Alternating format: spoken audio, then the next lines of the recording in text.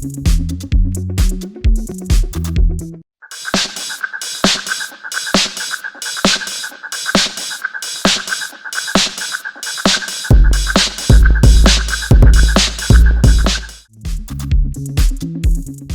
Vision ప్రేక్షకులకి నా నమస్కారం.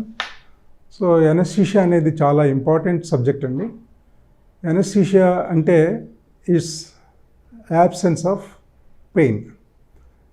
పెయిన్ లేకుండా సర్జికల్ ప్రొసీజర్ని మనం ట్యాకిల్ చేయడాన్ని ఎనస్థీషియా ఇవ్వటం అంటారు, లేకపోతే ఎనస్థీషియా ప్రాసెస్ అంటారు. ఇది మెడికల్ ఫ్యాకల్టీలో చాలా ఇంపార్టెంట్ ఫ్యాకల్టీ.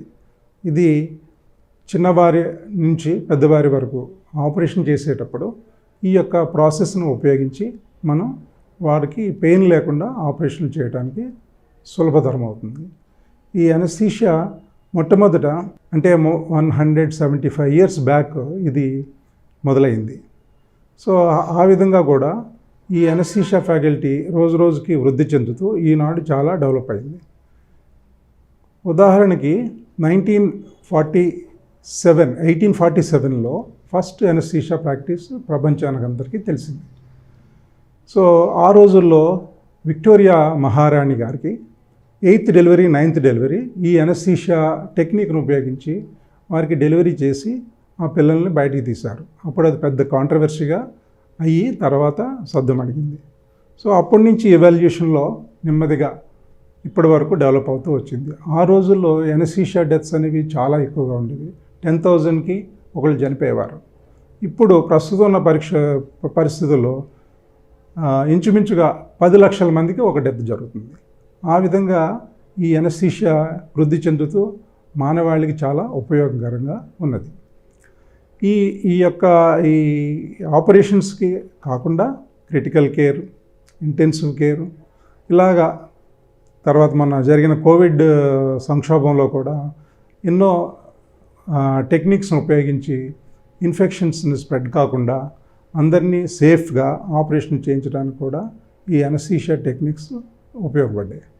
సో ముఖ్యంగా ఈ అన్ని ఫిజియాలజీలు కూడా మనకి తెలుసుంటేనే మనం ఈ ఎనస్థీషియా ప్రాసెస్ని మనం చేయగలం. ఎందుకంటే చిన్నపిల్లలకి ఆపరేషన్స్ అవసరం ఉంటుంది, పెద్దవాళ్ళకి 90 years 80 years ఉన్న వాళ్ళకి వచ్చే ప్రాబ్లమ్స్ ప్రకారంగా సర్జరీ చేయవలసి ఉంటుంది. అందుచేత మనం ఆ యొక్క ఏజ్ యొక్క ఫిజియాలజీని బట్టి వాళ్ళ ఎనస్థీషియా మందుల్ని డోస్ క్యాలిక్యులేట్ చేసుకుని సర్ఫేస్ ఏరియా ప్రకారంగా, వెయిట్ ప్రకారంగా వాళ్ళ యొక్క డిసీజ్ అంటే pre existing disease like hypertension, diabetes, anaemia, ఈ యొక్క వాళ్ళ వ్యాధికారకమైన విధానాలను బట్టి మనం ఈ యొక్క ఎనస్థీషియా టెక్నిక్ని మనం వినియోగిస్తూ ఉంటాం. సో ఆ విధంగా చూస్తే ఎనస్థీషియా చాలా ప్రసిద్ధి చెంది ఇప్పుడున్న మానవాళికి ఉపయోగపడుతుంది. ఎనస్థీషియా పూర్వకాలంలో అంటే మోర్ దాన్ 200 years బ్యాక్ చరిత్రలోకి వెళ్ళి చూస్తే అప్పుడు ఆపరేషన్స్ చేయాలి అంటే ట్రీట్ చేయాలంటే పేషెంట్స్ని యాంపిటేట్ చేయాలంటే కాలు చెయ్య అటువంటి పరిస్థితులు వస్తే ఐస్ బ్లాక్స్ పెట్టి ఆపరేషన్ చేసేవారు. తర్వాత ఇంట్రావీనస్గా అంటే నరాల్లోకి ఆల్కహాల్ పోసి వాళ్ళకి పూర్తిగా అన్కాన్షియస్ అయిన తర్వాత ఆపరేషన్ చేసేవారు. కానీ ఇలా మారుతూ వచ్చిన కాలంలో ఫస్ట్ డెమాన్స్ట్రేషన్ యూకేలో 1847 October 16th జరిగింది. మార్టన్ అయిన సైంటిస్ట్ ఫస్ట్ ఈ యొక్క ఈథర్ ఎనస్థీషియా అనేది ఈథర్ అనే ఒక లిక్విడ్ ఏజెంట్ తీసుకుని దాన్ని చక్కగా మాస్క్ పెట్టి రెస్పిరేటరీ ట్రాక్లోకి పౌర్ చేసి ఆ విధంగా వచ్చే ఫిజియలాజికల్ యాక్టివిటీని వాడుకొని వాళ్ళు అప్పుడు ఆపరేషన్స్ చేసేవారు. So that was the first public experience of the anesthesia by John Morton in 1846 October 16th. So దాని జ్ఞాపకార్థం వరల్డ్ అంతా కూడా October 16th అనేది వరల్డ్ ఎనస్థీషియా డే కింద అందరూ సెలబ్రేట్ చేసుకుంటున్నారు. సో ఈ విధంగా ఇప్పుడు ఎంతో డెవలప్ అయింది. So the mortality rate has drastically low right now. So 10 lakhs పాపులేషన్కి ఎనస్థీషియా ప్రయోగం చేస్తే ఇస్తే డెత్ 1%, 1.5% కంటే తక్కువే ఉన్నది. సో ఆ విధంగా ఈ ఎనస్థీషియా ఎంతో మేలు చేస్తుంది. ఎనస్థీషియా అంటే ఏంటంటే, సపోజ్ ఈ యాబ్సెన్స్ ఆఫ్ పెయిన్కి మనం పేషెంట్ని లోన్ చేయటానికి ఈ యొక్క ప్రాసెస్ని 2-3 రకాలుగా మనం వినియోగిస్తున్నాం. ఒకటేమో ఇంట్రావీనస్ డ్రగ్స్ ఉంటాయండి, ఇంట్రావీనస్ డ్రగ్స్. 2 ఇన్హలేషనల్ డ్రగ్స్ ఉంటాయి, 2 ఇన్హలేషనల్ డ్రగ్స్. 3 muscle relaxants. అంటే బేసిక్గా ఈ డ్రగ్స్ని కొన్ని మిషన్స్ ద్వారా అవసరమైనప్పుడు ఇవ్వటం జరుగుతుంది, క్యాలిబ్రేట్ చేసి ఇవ్వటం జరుగుతుంది అనమాట.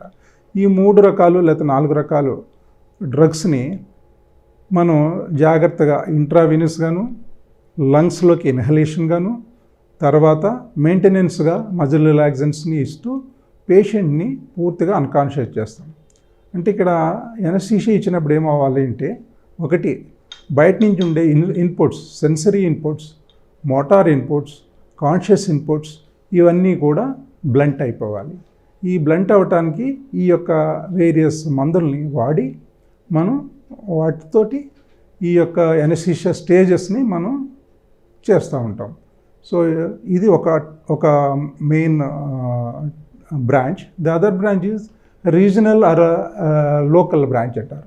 అంటే పూర్తిగా అన్కాన్షియస్ చేయకుండా పేషెంట్ని మనం మెలకుగానే ఉంటూ వాళ్ళకి ఈ యొక్క లోకల్ ఇంజెక్షన్స్ ద్వారా, అంటే రీజనల్ ఎనస్థెటిక్స్ ద్వారా, అంటే సెన్సార్కెయిన్, బ్యూపివికైన్ ఇటువంటి డ్రగ్స్ను వాడుకుంటూ అవి అక్కడ రీజనల్ ఏరియాలో మనం ఇంజెక్ట్ చేసి ఆ ఏరియాని మనం నమ్ చేసి అక్కడ లోకల్గా ఆపరేషన్ చేయడానికి వీలుంటుంది.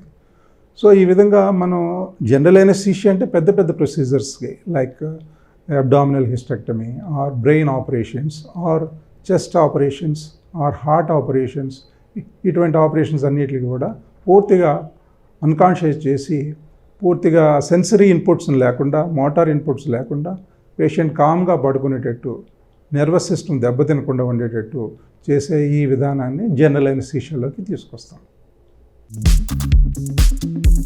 ఇది బేసికల్గా 4 స్టేజెస్ ఆఫ్ ఎనస్థీషియా. వన్స్ పేషెంట్ని మనం ఇండ్యూస్ చేసి వాళ్ళని ఎనస్థీషియా ప్రాసెస్కి గురి చేసినప్పుడు వాళ్ళు 4 స్టేజ్ల్లో మనం చూస్తాం. ఒకటి ఏంటంటే స్టేజ్ ఆఫ్ ఎక్సైట్మెంట్ అంటారు, దట్ ఈస్ స్టేజ్ 1. వాళ్ళు ఇచ్చిన వెంటనే, ఈ జనరల్ ఎనస్థెటిక్స్ ఇచ్చిన వెంటనే బాడీ అంతా ఎక్సైట్ అయ్యి కెటకాలమైన్స్ రిలీజ్ అవుతాయి. తర్వాత ఈ బ్లడ్ ప్రెషర్ పెరుగుతుంది, తర్వాత పల్స్ రేట్ పెరుగుతుంది. ఈ విధంగా బాడీలో అటానమిక్ నర్వస్ సిస్టమ్ రియాక్ట్ అయ్యి దానికి తగ్గట్టుగా ఎక్సైట్మెంట్లోకి వెళ్తుంది. 2 సెకండ్ స్టేజ్లో స్టేజ్ ఆఫ్ డిలీరియం. సో డిలీరియంలో ఏమవుతుందంటే పేషెంటు రిఫ్లెక్సెస్ నెమ్మదిగా బ్లంట్ అయిపోతూ ఉంటాయి. ఈ స్టేజ్ దాటిన తర్వాత third plane is called stage of surgical anaesthesia. అంటే ఈ థర్డ్ స్టేజ్లోనే మనం ఆపరేట్ చేయడానికి వీలవుతుంది.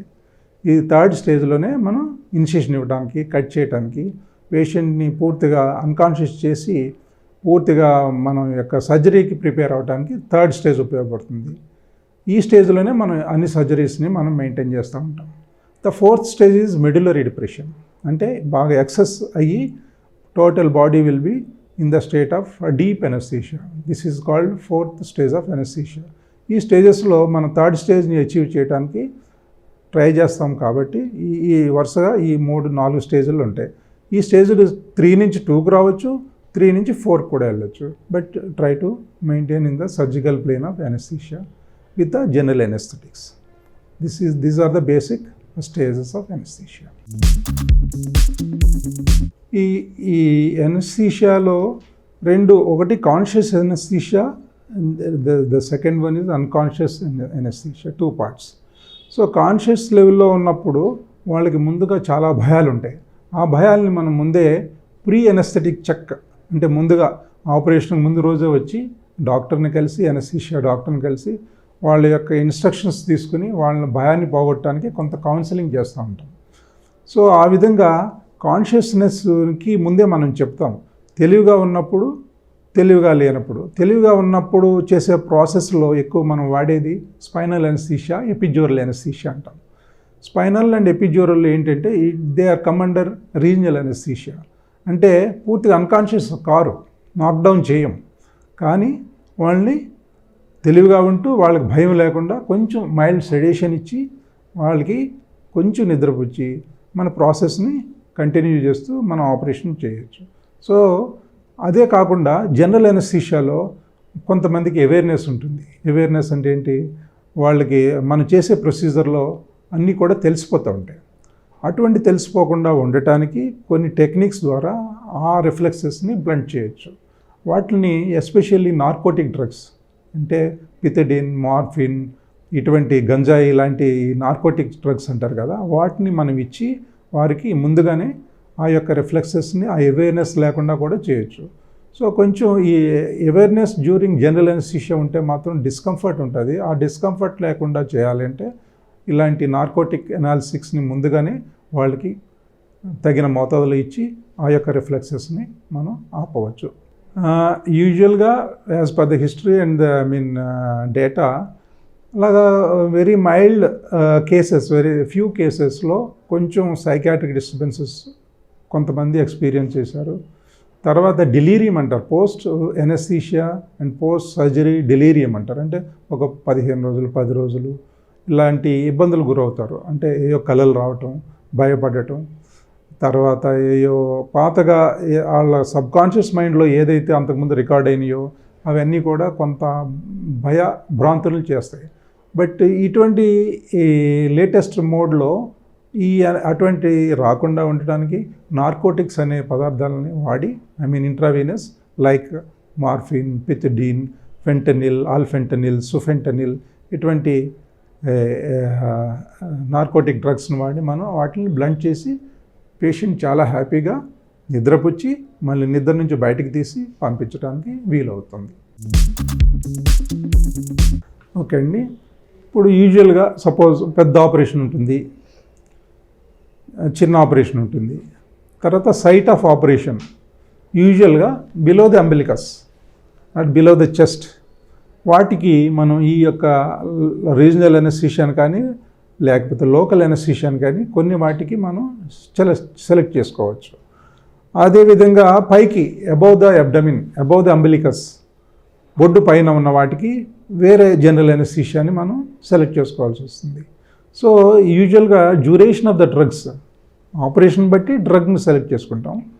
దాంతోపాటుగా సో ఈ రీజనల్ ఎనస్థీషియాలో వాడే డ్రగ్స్ మినిమం 45 మినిట్స్ ఉంటాయండి, మ్యాక్సిమం 4 అవర్స్ 5 అవర్స్ కూడా ఉంటాయి. అవసరమైతే ఇప్పుడు లేటెస్ట్ టెక్నిక్స్తో ఇన్వెల్లింగ్ కెథెటర్ తోటి మనం ఈ ఎపిడ్యూరల్ ఎనస్థీషియాలో మనం 12 అవర్స్ వరకు అన్కాన్షియస్గా పేషెంట్ మేనేజ్ చేయొచ్చు, పెయిన్ లేకుండా మేనేజ్ చేయొచ్చు, లేకపోతే వాళ్ళకి ఈ యొక్క సర్జికల్ పెయిన్ లేకుండా కూడా మనం మేనేజ్ చేయొచ్చు. సో డ్యూరేషన్ బట్టి మనం ఈ యొక్క డ్రగ్ని రిపీటెడ్ డోస్ని మనం ఎంచుకుని ఆ ప్రకారంగా చేస్తాం. మినిమం 45 మినిట్స్ వస్తాయి, కొన్నిటికి లోకల్ ఎనస్థెటిక్స్లో 2.5-3 అవర్స్ కూడా వస్తాయి. అగైన్ టాప్అప్ డోసెస్ ఇచ్చుకుంటా ఉంటే మనం వాటిని ఎక్స్టెండ్ చేసుకుంటూ పోవచ్చు. మంచి క్వశ్చన్ అమ్మా. ఇది బేసిక్గా ఏంటంటే there are 2 lives involved here. One is the mother, the other one is the child. So 2 ప్రాణాలని మనం కాపాడుతూ చక్కగా టెక్నిక్ని సేఫ్గా ప్రాక్టీస్ చేస్తేనే రేపు వాళ్ళకి కావాల్సిన ప్రొసీజర్ని మనం చేయగలం. ఎస్పెషల్లీ ఇప్పుడు ప్రెగ్నెన్సీలో సిజేరియన్ కావచ్చు, లేదా నార్మల్ డెలివరీ కావచ్చు, లేకపోతే దాంతో అసోసియేటెడ్ అయిన సర్జికల్ ప్రొసీజర్స్ ఏమన్నా సరే కూడా ఇద్దరు ప్రాణాలని మనం క్యాలిబ్రేట్ చేసుకుని ఆ ప్రకారంగా ఎనస్థీషియా టెక్నిక్ని మనం చేస్తే ఇద్దరికీ కూడా ప్రాబ్లం లేకుండా ఉంటుంది. ఇప్పుడు ఈ యొక్క ఈ మదర్ అండ్ చైల్డ్లో ఇవి కొన్ని డ్రగ్స్ మనం ఏదైతే ఎనస్థీషియా డ్రగ్స్ మనం సెలెక్ట్ చేసుకుంటామో కొన్ని ఈ ప్లసెంటల్ బ్యారియర్ని దాటి బేబీ కూడా ఎఫెక్ట్ అవుతూ ఉంటాయి. అందుకని అటువంటి డ్రగ్స్ని అవాయిడ్ చేసుకుని సో మదర్ని చైల్డ్కి వెళ్ళకుండా, because they are very small, 2.5 kg 3 kg ఉంటారు and they are premature systems ఉంటాయి. అందుచేత ఈ డ్రగ్స్ కూడా ఎప్పుడు వాళ్ళకి రాస్ కాకుండా ఉపయోగపడే డ్రగ్స్ని మాత్రమే సెలెక్ట్ చేసుకుని వాటికి ఎనస్థీషియా ఇవ్వటం జరుగుతూ ఉంటుంది. సో ఈ విధంగా మనం సేఫ్టీ డెలివరీ కానీ సేఫ్టీ సిజేరియన్ కానీ మనం ప్రాక్టీస్ చేయడానికి వీలుంటుంది. Very nice. ఇక్కడ జనరల్ అనస్థీషియాలో ఇప్పుడు క్యాలిబ్రేట్ చేయడానికి కొన్ని మెషిన్స్ వచ్చినాయండి, especially for inhalation agents. Inhalation agent ఏంటంటే మనం ఊపిరితిత్తుల్లోకి ఎండోట్రకియల్ ట్యూబ్ ద్వారా మనం ఈ మత్తు మందు ఇచ్చేటప్పుడు ఇవి క్యాలిబ్రేట్ చేయడానికి 0.25%, 0.5%, 1%, 1.5, 2%, 2.5 ఈ విధంగా క్యాలిబ్రేట్ చేయడానికి ఈ ఇన్హలేషన్ అంటే లోపలికి వెళ్ళే ఈ గ్యాసెస్ని మనం క్యాలిబ్రేట్ చేయడానికి వాడుతున్నాం. వాటిని ఈ గ్యాసెస్ని లైక్ ఎన్ఫ్లోరేన్, ఐసోఫ్లోరేన్, సెవోఫ్లోరేన్ ఇటువంటి గ్యాసెస్ ఈ యొక్క ఎఫెక్టివిటీ ఆఫ్ ద జనరల్ ఎనస్థెటిక్స్ని పెంపొందించడానికి, డెప్త్ ఆఫ్ ఎనస్థీషియన్ చేయడానికి ఉంటుంది. కాబట్టి మనం ఆ టైంని బట్టి suppose heart operation, bypass operation ఉంది, దానికి ఒకసారి 4 hours పట్టవచ్చు, 5 hours పట్టవచ్చు. సో మనం ఎప్పుడంటే అప్పుడు కట్ ఆఫ్ చేసుకోవచ్చు, ఎప్పుడంటే అప్పుడు రివర్స్ చేసుకోవచ్చు. అటువంటి లేటెస్ట్ డ్రగ్స్ ఉన్నాయి కాబట్టి మనం క్యాలిబ్రేట్ చేసుకుని according to weight of the individual, surface area of the individual, age of the individual, వాళ్ళ ఫిజియాలజీ ప్రకారంగా సెలెక్ట్ చేసుకుని మనం ఈ యొక్క ఎనస్థీషియా డ్రగ్స్ని, టెక్నిక్ని వాడుతూ ఉంటాం. యూజువల్గా సర్జికల్ ప్లేన్ ఆఫ్ ఎనస్థీషియాలో, జనరల్ ఎనస్థీషియాలో we have knock down the total respiration. అంటే రెస్పిరేషన్స్ ఆగిపోతాయి, బట్ హార్ట్ ఆగిపోదు, బట్ రెస్పిరేషన్స్ ఆపితేనే మనం అది కంట్రోల్లోకి వస్తుంది. సో ఈ రెస్పిరేషన్స్ ఈ జనరల్ ఎనస్థీషియాలో కొన్ని స్పాంటేనియస్గా జరుగుతూ ఉంటాయి, స్పాంటేనియస్ రెస్పిరేషన్ తీసుకుంటూ ఉంటారు. కొన్ని టెక్నిక్స్లో స్పాంటేనియస్ రెస్పిరేషన్ లేకుండా మనం పూర్తిగా కంట్రోల్డ్ వెంటిలేషన్ ద్వారా మనం వాళ్ళని కంట్రోల్ చేస్తాం. అంటే ఊపిరితిత్తులను ఆపేసి మనం ఆర్టిఫిషియల్గా మనం ఇన్హలేషన్ అండ్ ఎక్స్హలేషన్ చేయడానికి మనకి యాంబూ బ్యాగ్ అని, లేకపోతే ఈ యొక్క రీబ్రీతింగ్ బ్యాగ్ అని అవన్నీ ఉంటాయి, వాటితో కంట్రోల్ చేస్తాం. ఆ విధంగా మనం పేషెంట్ యొక్క కండిషన్ బట్టి whether it is patient is require spontaneous respiration, వాళ్ళే ఊపిరి తీసుకుని చేయగలరా, లేకపోతే మనం కంట్రోల్ చేసుకుని మన చేతుల్లో తీసుకుని మనం చేయగలరా అనేది ముందు ప్లాన్ ప్రకారంగా మనం డిసైడ్ చేసి ఆ ప్రకారంగా చేస్తాం. ఆ రకాల ఆపరేషన్స్ కొన్ని ఉంటాయి. ఏ విధంగా ఏది రెస్పిరేషన్ స్పాంటేనియస్గా వాళ్ళే తీసుకుంటారు, బట్ అన్కాన్షియస్ ఉంటారు. ఆ టెక్నిక్స్ కొన్ని ఉన్నాయి. అవి కాకుండా మనం పూర్తిగా కంట్రోల్ చేసే రెస్పిరేషన్ టెక్నిక్స్ కొన్ని ఉన్నాయి. అంటే ఇప్పుడు బేసిక్గా ఏమవుతుందంటే కాంట్రాఇండికేషన్స్ అంటే ఒక ఆపరేషన్ చేయకుండా మనం because of they system is not accepting అని అందుకని ఆ యొక్క టెక్నిక్ని మనం పోస్ట్పోన్ చేయొచ్చు, ఆ యొక్క టైప్ ఆఫ్ ఎనస్థీషియాని పోస్ట్పోన్ చేయొచ్చు. యాజ్ సచ్ ఇవ్వకుండా ఉండటం అనేది జరగదు, బికాజ్ వాళ్ళకి ఎమర్జెన్సీ ఉంటుంది, లేకపోతే రిక్వైర్మెంట్ ఉంటుంది, చేయాల్సిన పరిస్థితి ఉంటుంది. అటువంటప్పుడు తప్పకుండా చేయాల్సిన పరిస్థితి వచ్చినప్పుడు ఉన్న వాటిలో బెస్ట్ టెక్నిక్ సెలెక్ట్ చేసుకుని మనం వాళ్ళకి అనస్థీషియా ఇవ్వటం జరుగుతూ ఉంటుంది. కోవిడ్ టైంలో బేసికల్లీ మనం చూసింది ఏంటంటే ఎక్కువ ARDS, రెస్పిరేటరీ డిస్ట్రెస్ సిండ్రోమ్లోకి వెళ్ళేవారు. ఎక్కువ లంగ్ ఇన్ఫెక్షన్స్ ఎక్కువ ఉన్నాయి, లంగ్ పారామీటర్స్ ఎక్కువ ఆల్టర్ అయినాయి, పెథాలజీ మారింది.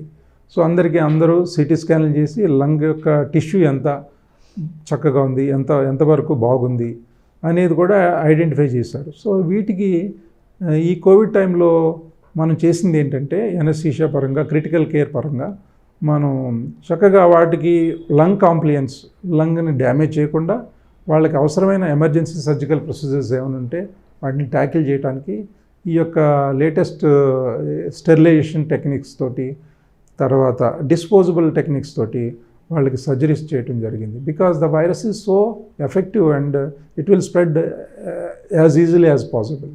సో ఈ యాంటీసెప్టిక్ టెక్నిక్స్ వాడుకొని, స్టెరిలైజేషన్ టెక్నిక్స్ వాడుకొని మనం క్రిటికల్ కేర్ పేషెంట్స్ని ఎంతో మేనేజ్ చేయడానికి, వెంటిలేషన్ చేయడానికి ఈ ఎనస్థీషియా టీమ్ కానీ, ఎనస్థీషియా ఎనస్థెటిస్ట్ కానీ వాళ్ళంతా కూడా చాలా సహాయపడ్డారు. అయితే ఈ ఎనస్థీషియా బేసిక్గా ఎంబీబీఎస్ అయిపోయిన తర్వాత మళ్ళీ పోస్ట్ గ్రాడ్యుయేట్ డిగ్రీ అన్నమాట ఇప్పుడు జరుగుతున్న మేమంతా చేసింది. ఈ ఎంబీబీఎస్ తర్వాత 3 years మాస్టర్ డిగ్రీ ఇది. సో వీరికి 3 years అయిన తర్వాత వాళ్ళు సర్టిఫికేషన్ ఇచ్చి జస్ట్ లైక్ జనరల్ ఫిజిషియన్, ఎండి, ఈఎన్టీ సర్జన్ అలాగే వీళ్ళు కూడా ప్రాక్టీస్ చేస్తారు. ఇంకా పారామెడికల్ అంటే ఆఫ్టర్ బీఎస్సీ కానీ లేదా ఇంటర్మీడియట్ కానీ కొందరిని ట్రైన్ చేసి ఈ ఎనస్థీషియా టెక్నీషియన్ కోర్స్ కింద కొన్ని కాలేజెస్ 1 year డిప్లొమా కోర్సుని ఆఫర్ చేస్తున్నాయి.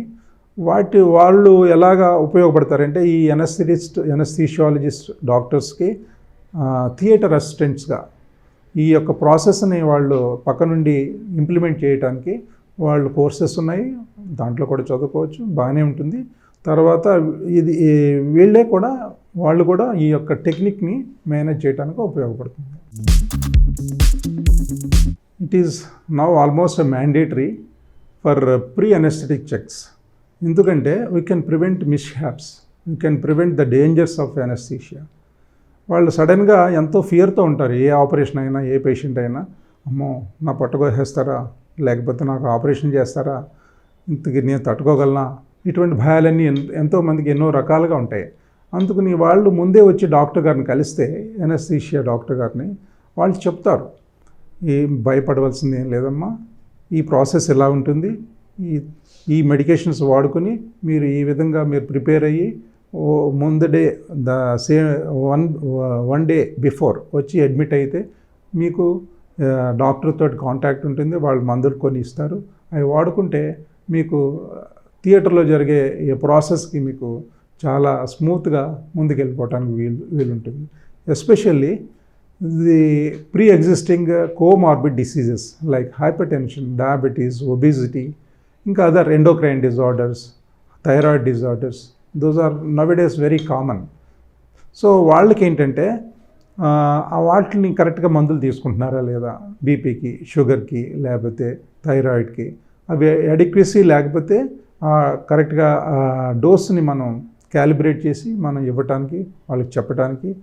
అండ్ 12 hours బిఫోర్ కొన్ని పాటించాల్సిన నియమాలు ఉంటాయి. ఎందుకంటే ఆపరేషన్ సపోజ్ అబ్డామిన్ అనుకోండి, అబ్డామిన్లో మనం ఏం చేస్తాము, బౌవెల్ని మ్యానిపులేట్ చేస్తాము, సిజేరియన్ చేస్తాము, లేకపోతే లాప్రోస్కోపీ చేస్తాము. మ్యానిపులేట్ చేసేటప్పుడు బౌవెల్ లూప్స్ అన్నీ ఖాళీగా ఉంటే మంచిది. అందుకని ఏం చేస్తామంటే ముందు రోజు ఎనిమా ఇస్తాము. యాంగ్జైటీ లేకుండా మంచిగా నిద్రపోవటానికి చక్కగా ఒక నైట్ యాంగ్జోలైటిక్ డ్రగ్స్ ఇస్తాము. తర్వాత ఫాస్టింగ్ అంటే ఒక కనీసం 6 hours ఫాస్టింగ్ ఉంటే మంచిది.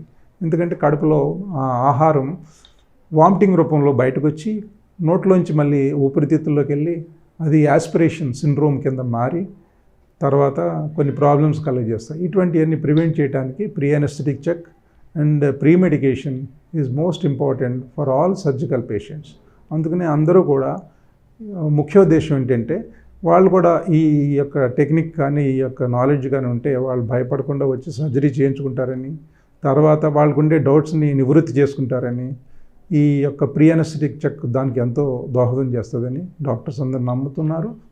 తప్పకుండా అలా విధంగానే ప్రాక్టీస్ చేస్తున్నారు. డ్యూరింగ్ అనెస్థీషియా పేషెంట్ ముందే మెలకు వస్తే ఏం చేస్తారు అంటున్నారు. కరెక్ట్. అంటే యూజువల్గా క్యాలిబ్రేషన్స్ తోటే మేము అక్కడ ఆపరేట్ చేస్తూ ఉంటాం. మిషన్స్ ఉంటాయి లోపల, ఇన్హలేషన్ మిషన్స్. సో మేము క్యాలిబ్రేట్ చేసుకుని ఎంత టైం పడుతుందని మేము సర్జరీ చూస్తూనే మేము దానికి ఆ ప్రకారంగా ప్లాన్ చేసుకుంటాం. కాబట్టి ఇదన్నీ కూడా ఇప్పుడు ఇదివరకు లేవు ఈ టెక్నిక్స్. ఇప్పుడంతా ఒక 5 నిమిషాలు పెంచుకోవచ్చు, 5 నిమిషాలు తగ్గించుకోవచ్చు.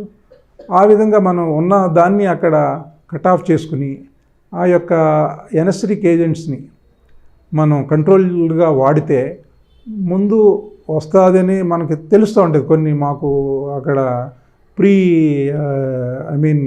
ఇన్ఫర్మేషన్స్ ఉంటాయన్నమాట, తెలుస్తూ ఉంటుంది.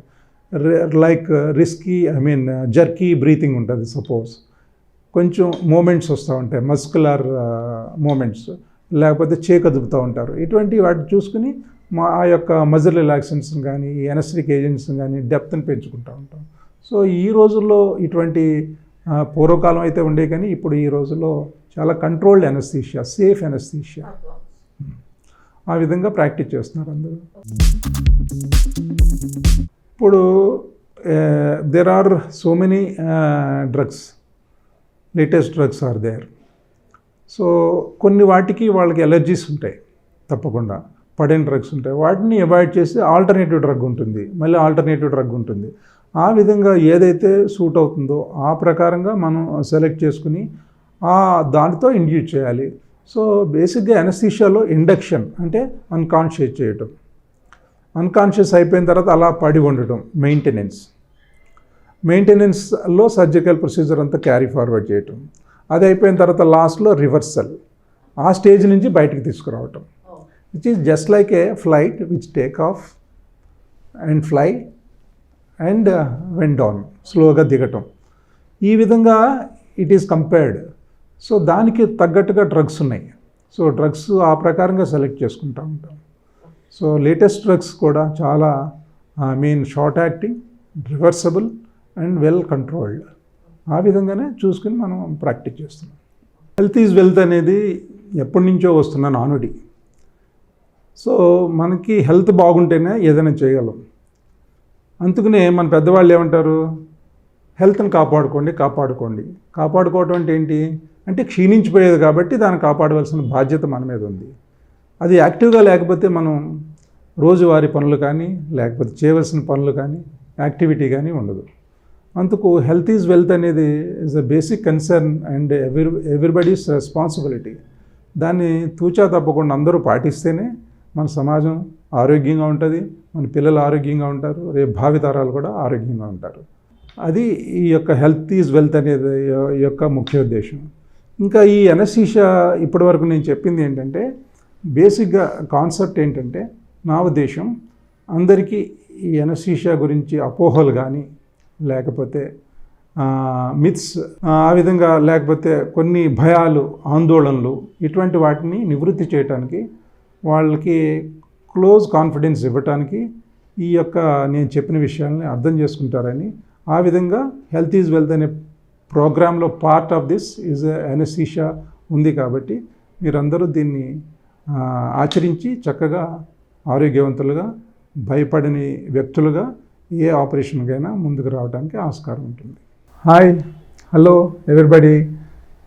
సిటీ విజన్ ప్రేక్షకులందరికీ ఈ ప్రత్యేక దీపావళి శుభాకాంక్షలు. మీ అందరూ చక్కగా దీపావళిని చేసుకుని ఆరోగ్యవంతంగా హెల్త్ ఈజ్ వెల్త్ అనే ప్రోగ్రాంలో మీరందరూ చూసి ఆనందించి చాలా జాగ్రత్తగా ఉంటారని నా కోరిక. Thank you very much.